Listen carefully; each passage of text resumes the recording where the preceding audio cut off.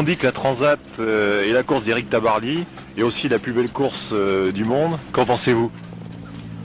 Je crois qu'en effet c'est en solitaire la grande épreuve, hein. C'est la course la plus importante sûrement, oui.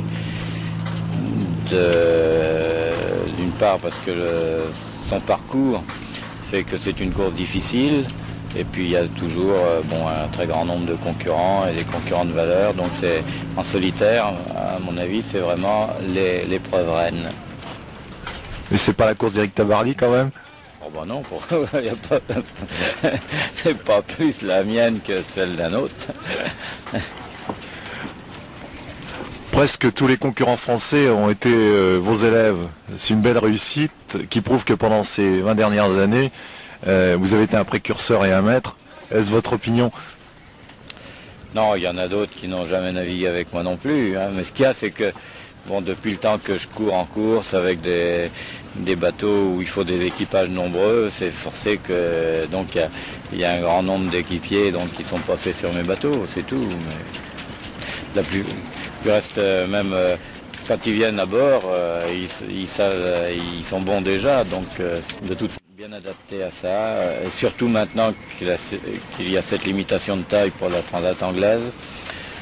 Il n'y a pas de doute que dans les multicoques, là, on en est encore au début, hein. On est encore dans des phases d'expérimentation, on ne sait pas toujours bien où on va. De course, hein, les bateaux sont sponsorisés, ce qui fait que grâce aux sponsors et au fond surtout grâce au financement du sponsor, on arrive donc à faire construire des bateaux.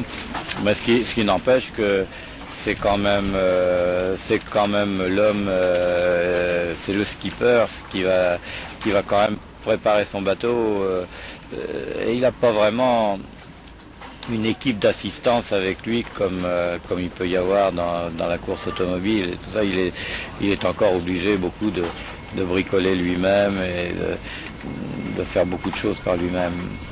Mais de toute façon, qu'il y ait des sponsors Sur la mer. Désormais, les grands monocoques vont disparaître de l'avant-scène des courses open. Si l'eau, le vent, les vagues restent des sources de joie, la course au large prend l'allure d'un rassemblement d'insectes géants à coques multiples. Des 24 heures du Mans, on est passé à la Formule 1, au sport commandité, avec son élite, ses sponsors, ses écuries de course. Où s'arrêtera cette accélération de l'histoire à plus de 30 km/h?